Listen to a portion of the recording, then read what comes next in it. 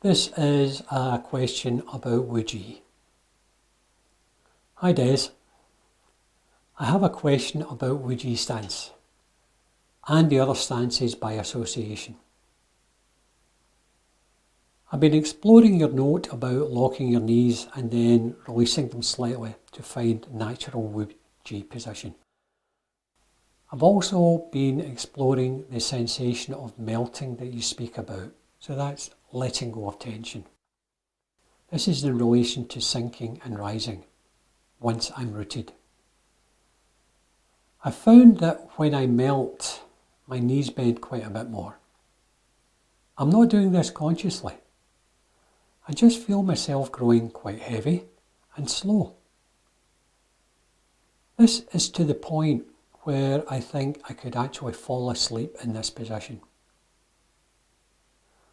Whilst this feels really quite nice, I wanted to check in with you about it. I've used Tai Chi and Qigong over the years, but you're right in that it all feels a bit fakish now. This is after hearing your own teaching.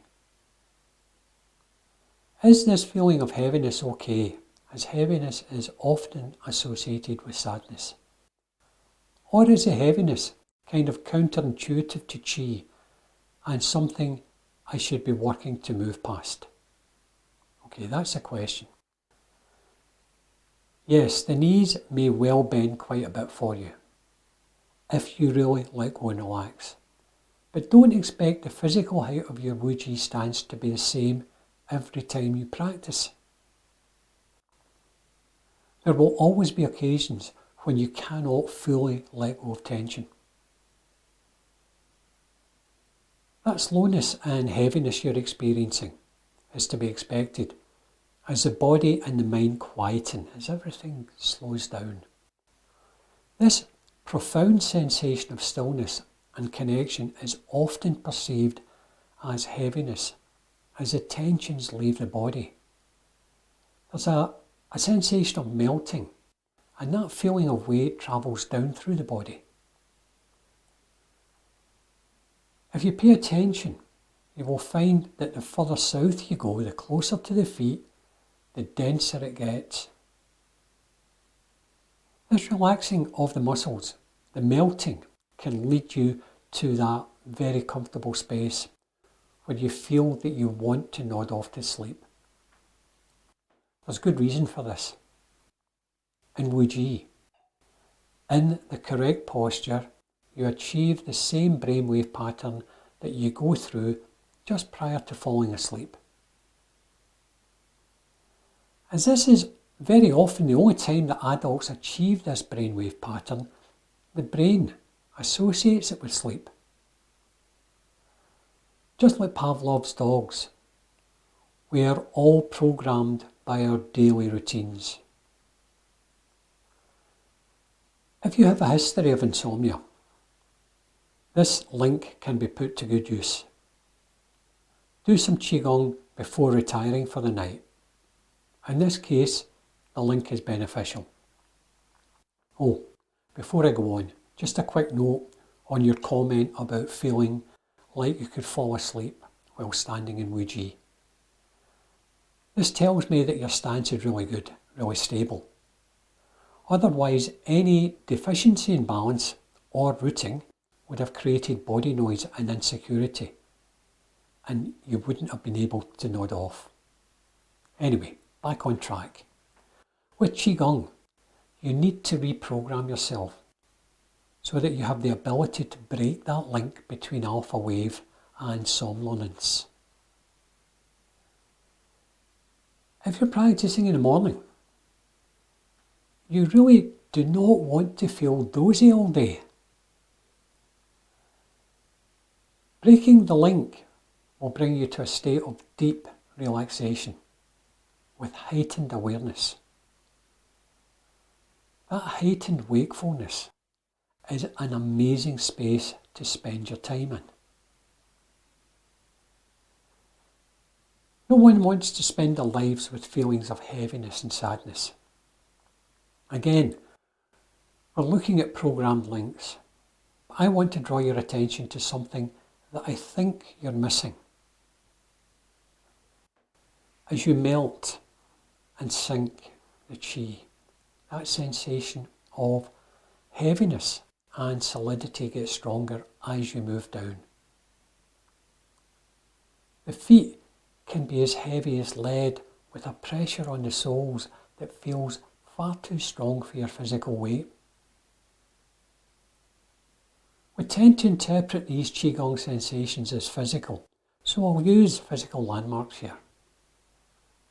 As you move up through the body, this heaviness and density decreases. Keep lifting your awareness above the crown and you'll find a lightness and freedom in the chi that's guaranteed to make you smile from your very core. It's a very happy sensation. Taking your awareness up is also lifting the Shen, raising the awareness. And you start to understand why the Shen is described as being the finest and lightest form of Qi.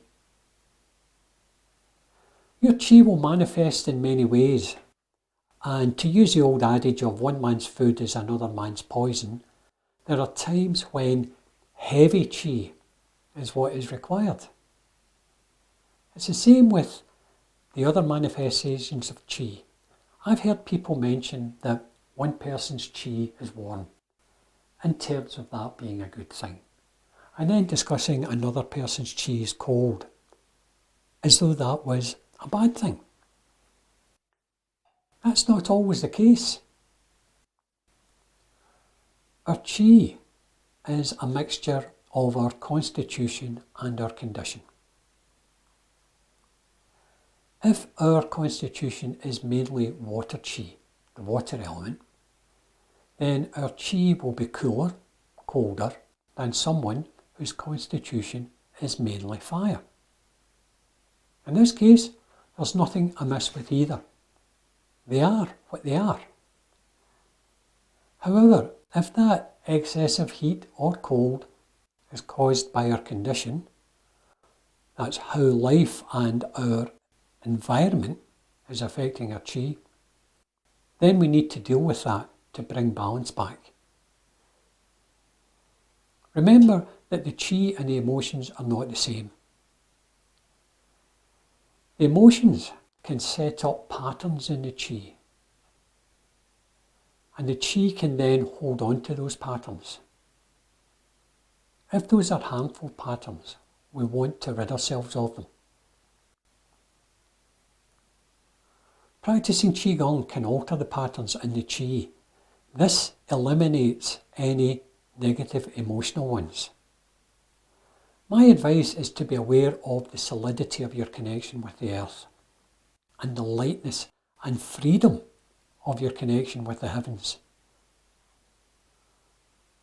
One last thing. When your Qigong releases any old unwanted patterns, you may be aware of that something floating away from you. Enjoy the moment. Let it go. And do not inquire what it is. Do not put a label on it. Doing that just holds on to it, puts it back in.